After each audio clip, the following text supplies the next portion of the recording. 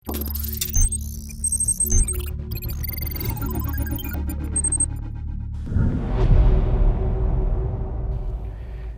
में पहली बार लॉन्च होने के 6 साल से ज़्यादा के बाद मारुति सुजुकी बलेनो वापस आई है एक बिल्कुल नए अवतार में, जिसमें पहले से ज़्यादा फीचर्स दिए गए हैं, पहले से ज़्यादा टेक्नोलॉजी दी गई है। इनमें से कई फीचर्स हमने मारुति की किसी भी कार में आज तक नहीं देखे हैं, या इस सेगमेंट की भी किसी भी कार में आज तक नहीं देखे हम यहाँ। सही बात है शम्स। और एक बात है, ये पहली बार है कि CVT के बजाय मारुति सुजुकी ने AMT डाला है इस बलेनो में। इसीलिए इन दोनों गाड़ियों को साथ में लाकर एक कॉम्प्रिहेंसिव रिव्यू बनाना बहुत ज़रूरी था, है कि नहीं शम्स? बिल्कुल। तो आइए चलते हैं, इन दोनों कारों की सवारी करते हैं और देखते हैं कि क्या बदला है कारों में और एक नए गेयरबॉक्स ने गाड़ी में क्या फ़र्क लाया है। बिल्कुल, चलिए। मारुति सुजुकी बलेनो ने बाजार में अपनी सफल यात्रा में कई मुकाम हासिल किए हैं।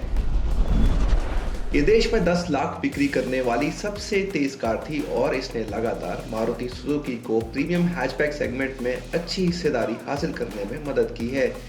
ये ब्रांड के प्रीमियम रिटेल चैनल नेक्सा का सबसे ज्यादा बिकने वाला मॉडल भी रहा है। नई पीढ़ी का लक्ष्य इस सफलता की कहानी को आगे ले जाना है। कैसे?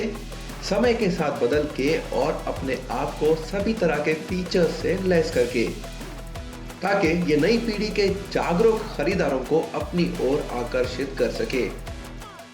क्राफ्टेड फ्यूचरिज्म, यही है मारुति सुजुकी की नई डिज़ाइन लैंग्वेज। और बलेनो ये गाड़ी है जिसे ये पहली बार मिल रहा है। तो अगर आप देख सकते हैं तो काफ़ी चेंजेस किए गए हैं बलेनो के लुक्स में। फ्रंट बम्पर पूरा नया है और बाकी बहुत सारे पैनल्स नए बनाए हैं मारुति सुजुकी ने। इसका सिग्नेचर जो है वो है ये LED DRLs, जिसे नेक्स्ट ट्रे कहते हैं मारुति सुजुकी। और ये 3 यहाँ पे LED DRLs हैं जो एक सिग्नेचर बनाते हैं बलेनो के लिए, लेकिन ये सिर्फ टॉप एंड मॉडल में ही मिलते हैं, निचले वाले मॉडल्स में नहीं। प्रोजेक्टर हेडलैम्प्स भी आते हैं, लेकिन हैलोजन लैम्प्स आते हैं सिग्मा और डेल्टा वेरिएंट्स में, और जीटा और अल्फा में आपको LEDs मिलेंगे, वो एक अच्छी बात है। अगर आप देखें तो यहाँ पे जो ग्रिल है वो नेक्स्ट वेव ग्रिल कहते हैं मारुति सुजुकी, और उसके ही बगल में आपको ये बड़ा सा क्रोम स्ट्रिप मिलेगा। साइड प्रोफाइल देखें तो काफ़ी सिमिलर है पहले वाली बलेनो से। थोड़ा बहुत चेंज जो आया है वो रियर में हुआ है, क्योंकि रियर टेल लैम्प्स जो है, जो LED टेल लैम्प्स है, वो अभी L शेप्ड है, यानी थोड़ा सा टेल लैम्प्स का जो एक राउंडिश फिगर था वो अभी थोड़ा स्पिल ओवर होता है टेल गेट की तरफ। और एक बड़ी क्रोम स्ट्रिप भी आपको दिखाई देती है टेल गेट पे। तो काफ़ी अलग किस्म की गाड़ी बनाई है, अलग डिज़ाइन ट्राई की है। इसे देखने के बाद आपको ये बलेनो ही लगती है, कोई गाड़ी अलग नहीं लगती। ये एक न्यू एज है, ये एवोल्यूशन है बलेनो का। हम इसे पूरा एक नया जनरेशन नहीं कह सकते, पर ज़रूर एक फेसलिफ्ट के बतौर बहुत बड़ा फेसलिफ्ट इस मामले में किया है।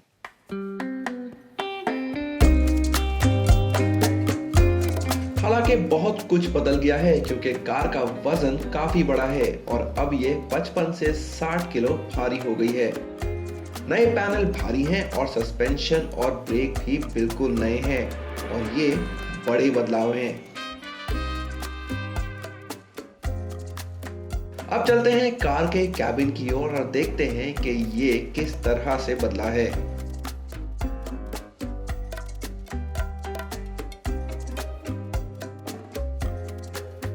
कैबिन में आपको इस नई बलेनो में, अगर आप पिछली कार से कंपेयर करें तो बहुत बड़ा फ़र्क दिखेगा। कई सारे नए फीचर्स हैं, एक नई डिज़ाइन लैंग्वेज जो है क्राफ्टेड फ्यूचरिज्म, वो भी आपको यहाँ साफ दिखती है। काफ़ी प्रीमियम कैबिन बनाने की कोशिश की गई है और उसमें मारुति, मैं कहूँगा कि कामयाब रही है।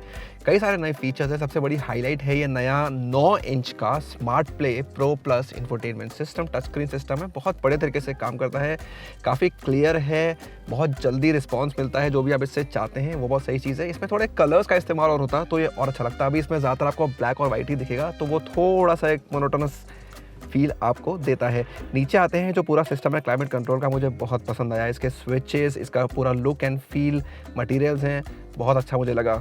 एक और ब्लैक कैबिन आपको बलिनो में मिलता है, पहले भी मिलता था, तो एक स्पोर्टी एहसास जो है वो बरकरार रहता है। सीट्स हमेशा की तरह काफ़ी आराम देती हैं, ये चीज़ भी मुझे इस कार में हमेशा पसंद रही है और अब भी पसंद आई है। नज़र डालते हैं कार के इंस्ट्रूमेंट क्लस्टर पे, तो 2 एनालॉग डायल्स हैं, बीच में एक MID डिस्प्ले है जो आपको सारी ज़रूरी जानकारी दे देता है। स्टीयरिंग व्हील अच्छी है, बहुत सारे कंट्रोल्स हैं और फ्लैट बॉटम भी है, तो अगेन एक स्पोर्टी फील में एक एडिशन हो जाता है इस स्टीयरिंग व्हील की वजह से।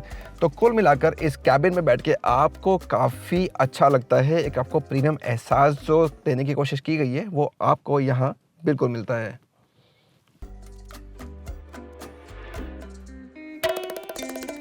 टच स्क्रीन सिस्टम के साथ एप्पल कारप्ले और एंड्रॉयड ऑटो दिया गया है, जो अभी के लिए वायर्ड है, लेकिन कंपनी का कहना है कि OTA अपडेट के बाद ये वायरलेस हो जाएगा। आप कार से बात भी कर सकते हैं और अपने लिए कुछ काम भी करवा सकते हैं। Hey Suzuki.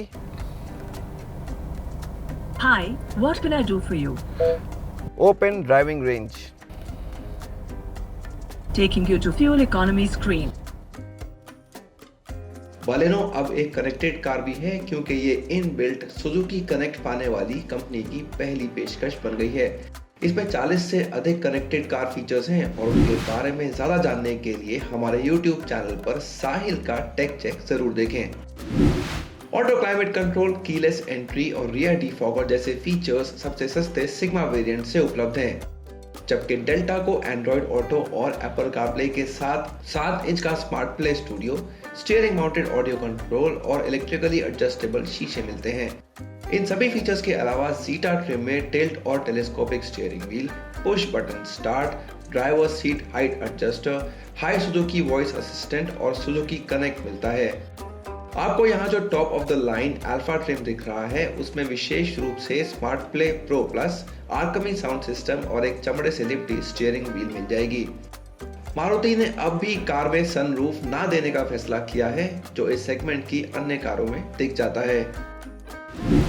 बलेनो के सेकंड रो में मुझे स्पेस काफ़ी अच्छा लगा। ये अगली सीट है मेरे हिसाब से सेट है और तब भी मेरे पास देखिए कितना बढ़िया नी रूम यहाँ है, तो ये वाकई में बढ़िया है। शोल्डर रूम, हेड रूम भी ठीक ठाक है, इससे मुझे कोई खास शिकायत नहीं है। लेकिन सबसे अच्छी बात मुझे लगी इसकी सीट जो काफ़ी बड़ी है, तो अंडर थाई सपोर्ट बहुत बढ़िया लगा मुझे। एडजस्टेबल हेडरेस्ट है मेरे पास, हाँ, लेकिन कुछ कमी ये लगी कि यहाँ सेंटर आर्म रेस्ट नहीं है और सीट थोड़ी सी अपराइट मुझे लगी, थोड़ी और झुकी हुई हो सकती थी। फीचर्स की बात करें तो यहाँ पे अब रियर AC वेंट्स दिए गए हैं, उसके नीचे 2 चार्जिंग पोर्ट्स भी हैं, एक USB-A टाइप और एक USB-C टाइप। तो चलते वक्त आप एक साथ 2 डिवाइसेस को चार्ज कर सकते हैं। दूसरी रो में एडजस्टेबल हेडरेस्ट और 2 यात्रियों के लिए 3 पॉइंट सीट बेल्ट हैं, लेकिन बीच वाले यात्री के लिए लैप बेल्ट ही दी गई है। सीट को 60-40 के फॉर्मेट में गिराया जा सकता है, लेकिन केवल 2 महंगे ट्रिम्स पर। बलेनो का 318 लीटर का बूट स्पेस काफी प्रभावशाली है, हम यहाँ कई सारे बैग फिट कर पाए।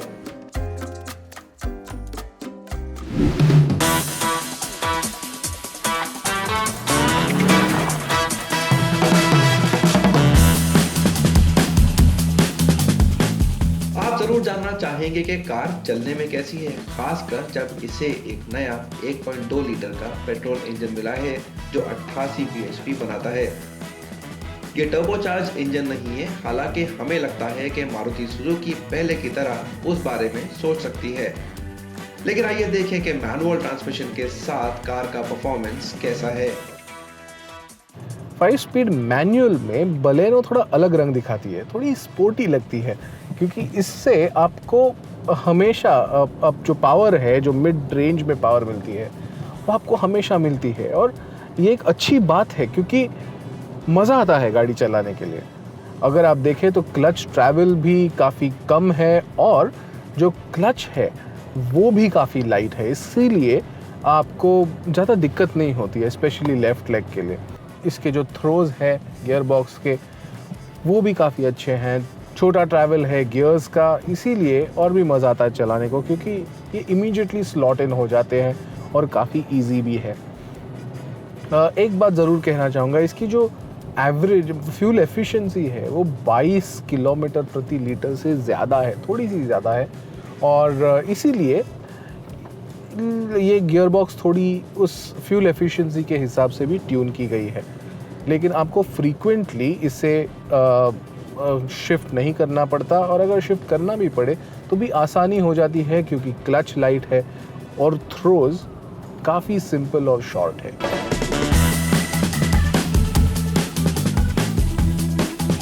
अब चलते हैं कार के ऑटोमेटिक गियरबॉक्स वाले वेरिएंट की ओर।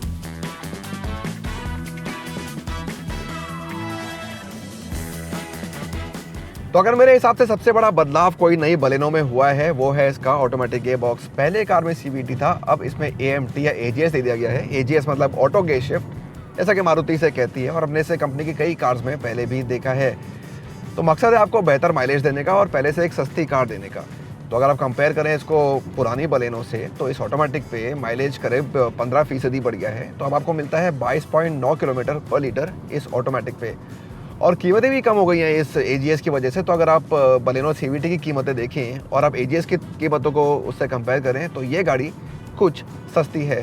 हाँ, जो ड्राइविंग का अनुभव है वो थोड़ा सा कम हो गया है, तो उसकी आपको आदत डालनी पड़ेगी, स्पेशली अगर आप पहले बलेनो CVT चला चुके हैं। लेकिन शहरी ट्रैफिक में जहाँ भीड़ भाड़ होती है, ये AGS बहुत ही काम की चीज़ है और आपके पैसे तो बचते ही हैं। अगर इस कार में एक चीज थी जहां सुधार की कुछ गुंजाइश थी तो वो है इसकी राइड क्वालिटी। तो देखते हैं इस बारे में अमेया ने क्या महसूस किया। राइड एंड हैंडलिंग की अगर बात करें तो एक बड़ी चुनौती थी मारुति सुजुकी के सामने, क्योंकि बलेनो कभी एक स्पोर्टी गाड़ी ऐसी नहीं थी। लेकिन हमें ये ज़रूर पता है कि काफ़ी काम किया गया है मारुति सुजुकी की तरफ से इस सस्पेंशन पे, और जो वेट गेन हुआ है मारुति सुजुकी बलेनो में, उसकी एक वजह सस्पेंशन भी है। इसीलिए हमें बहुत उम्मीद थी इस सस्पेंशन से, क्योंकि राइड एंड हैंडलिंग बेहतर होता था। ब्रोकन रोड्स जो है, जो गड्ढे आते हैं रास्ते पे, पॉट होल्स आते हैं, तो ये आराम से उसे अपने स्ट्राइड में ले लेती है, और अच्छी टारमैक रास्ते पे भी अच्छी तरीके से जाती है। तो एक बहुत सिग्निफिकेंट इम्प्रूवमेंट है इसकी राइड क्वालिटी में पहले से।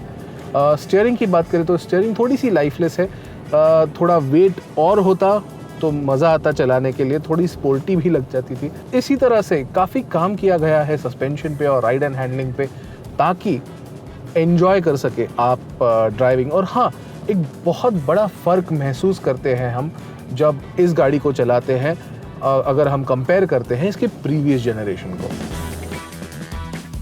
कार एंड बाइक में हम सुरक्षा को लेकर काफी चौकस रहते हैं और कंपनी ने इस मामले में कई अहम कदम उठाए हैं। सेफ्टी या सुरक्षा को लेकर मारुति ने बहुत कुछ किया है नई बलेनो में। सबसे पहली और सबसे अहम बात, इस कार में ऊंचे वेरिएंट्स में 6 एयरबैग्स दिए गए हैं, जो वाकई में काबिल तारीफ है। इसके अलावा एक बहुत ही अच्छी चीज़ है, इसमें हेड अप डिस्प्ले दिया गया है। मेरे आगे आप देख रहे हैं, ग्लास लगा हुआ है। इसमें आपको बहुत सारी इन्फॉर्मेशन मिल जाती है, स्पीड है, RPM है, रियल टाइम माइलेज है। फ़ायदा ये है कि आपकी नज़रें सड़क के ऊपर से नहीं हटती हैं, तो आपको एक सेफ ड्राइव मिलती है। तो ये भी एक ऐसा फीचर है जो बहुत काम का है, आपको सेफ रखता है और सेगमेंट में पहले नहीं देखा गया है। और अंत में है 360 डिग्री व्यू कैमरा, वो भी बहुत ही चीज़ है। तंग जगह पे आपको गाड़ी पार्क करनी है, पतली गलियों में से गाड़ी निकालनी है, उस सब में बहुत मदद करता है। हर तरफ से आपको दिख जाता है कि आपकी गाड़ी के आसपास कितनी जगह है और कितनी आराम से या कितनी मुश्किल से आप कार को निकाल सकते हैं। हालांकि 360 व्यू कैमरा और हेड अप डिस्प्ले दोनों केवल इस सबसे महंगे अल्फा ट्रिम पर ही पेश किए जा रहे हैं। नई बलेनो में आइसोफिक्स चाइल्ड सीट माउंट और 2 एयरबैग स्टैंडर्ड हैं। हिल होल्ड असिस्ट के साथ ESP सभी AMT मॉडल्स और अल्फा मैनुअल पर उपलब्ध है। अगर कीमतों की बात करें तो नई बलेनो 6,35,000 रुपए से शुरू होती है और 9,49,000 रुपए तक जाती है, सभी कीमतें एक शोरूम। इस रेंज में चुनने के लिए कुल 7 मॉडल हैं, जिनमें 3 AGS हैं। बाजार में कार का सामना Hyundai i20 और टाटा एल्ट्रोस से होगा, जिनमें पेट्रोल और डीजल दोनों विकल्प मौजूद हैं, जबकि बलेनो में केवल पेट्रोल इंजन है। i20 पेट्रोल की कीमतें 6,98,000 रुपए और 11,47,000 रुपए के बीच हैं, और एल्ट्रोस पेट्रोल की कीमत है 5,99,000 और 9,39,000 रुपए के बीच।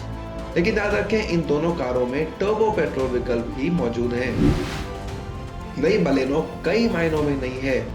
जबकि एक अलग ऑटो गियरबॉक्स ने इसके ड्राइव अनुभव से कुछ समझौता जरूर किया है, कार आपको अब ज्यादा किफायती लगेगी। हाँ, तो ये हर तरह से प्रीमियम नहीं है, लेकिन इतनी सारी तकनीक ने बलेनो को आज और कल के लिए एक सटीक कार बना दिया है, एक जो अपने सेगमेंट में कारों से लोहा लेने में काफी सक्षम है।